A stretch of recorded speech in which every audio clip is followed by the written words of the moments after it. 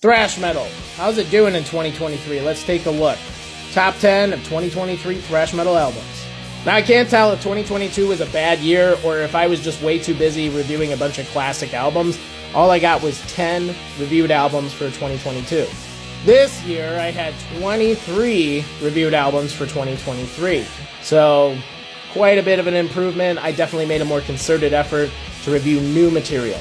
And even though I reviewed 23 albums from 2023, there was still 10 more I didn't get to that I really wanted to. So I'm going to put them on the screen right here so that they can enjoy a little bit of publicity in absence of me actually doing a full review. I may still get to them, but, it's obviously not going to be in time, and I do feel like I got the essentials for this year. Now I'm going to start with 2 honorable mentions. First one is Overkill. Didn't quite crack the top 10 for me, but I do think that Bobby sounds just as good as ever.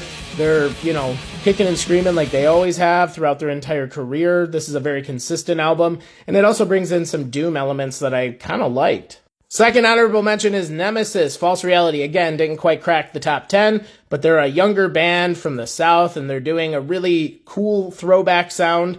Still pretty unique, though, and then they also just released a really cool track on Christmas Day, which you should check out. Here's a few other non-thrash albums that I'm going to consider honorable mentions just because I enjoyed the album, but, I didn't review it because it's not thrash. So first one is Black Braid, really cool black metal that just came out. Mournful Congregation came out with some devastatingly sad funeral doom. Zorn has some really interesting, punky, kind of sleazy black metal. It's weird, but it's really, really good. And also Luger, which is sort of like, I don't even know what you want to call it. It's like rock and roll doom. It's really cool, though. I did have one obvious dishonorable mention, and that is Metallica 72 Seasons. I know I probably sound naive to think that I had hope for this, but honestly, Lux Eterna was really cool. I do still like that song, but man, this album is soulless and disappointing. And hopefully by now, it's been, several months, hopefully people have put down the crack pipe and they realize that this was trash. Okay, now for my top 10. I will say that I did have 2 ties, so it's actually a top 12. So yes, I'm cheating. In at number 10/12 is Void, Horrors of Reality. This is a young band from the South that's doing a throwback sound. Does that sound familiar at all? And they did a great job. And I honestly think that this has a lot of innovative things going on, as well as a lot of progressive elements. In at number 9, or 11 if you want to consider it that, is Grave Ripper, Seasons Dreaming Death, which is a fantastic sort of like halfway between death thrash and blackened thrash band that sort of like defies a bunch of labels. If you're looking for something that's like thrash, but a little bit more intense and definitely a solid heap of black metal influence, this is the one for you. In at number 8 is Lucifuge, which is a band from Germany, and you're going to hear a lot of that in 2023. There was just a lot of good German thrash and speed metal. This is kind of equal parts thrash, speed metal, and like hardcore punk. It definitely is like the new kind of wave of speed metal mixed with a little bit of power trip.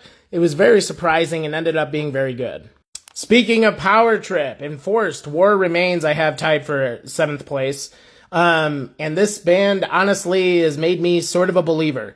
I like Power Trip and I like Enforced. So with those 2 bands, I don't know where this, hardcore infused thrash will take me. I don't know if I'm going to like a ton of other stuff from it. It's not really like something I'm used to or into usually, but I do enjoy this album quite a bit.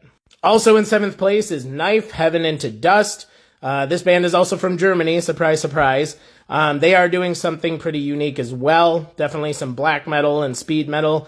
But there's a lot of punk in this as well. And honestly, it's not like I was looking for this stuff, and it's not like it's stuff that I typically prefer. This just ended up being really, really good. Now, if you're looking for something that's a little bit more just straightforward thrash, this is the go-to for this year, I think. Electrocutioner, False Idols.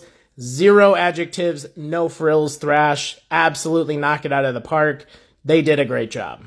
So now we're getting to the portion of this list where it's a bunch of bands that have force in the name and they're all speed metal. So Sadistic Force, Midnight Assassin. This band is sleazy, blackened speed metal, and they do it exactly right, pretty much. I mean, there's other bands that I think do it better, but they're doing just fine. Our next Force band is the other one tied for 5th, and that's Acid Force, World Targets, and Megadeths. And this band definitely does an old school thrash sound, not quite speed metal, but the creativity is off the charts, and the execution is just so well done. Like, they just absolutely nailed this particular sound, both in production and performance and in songwriting. In at number 4, we got Atonement, Sadistic Invaders. This band is pursuing a blackened thrash sound that is not like black metal added to thrash metal. It is more like early Creator, early Sepultura, some of the earlier forms of thrash that just happen to be precursors to black metal. So it's really cool. I absolutely love this sound, and I feel like these guys did a great job.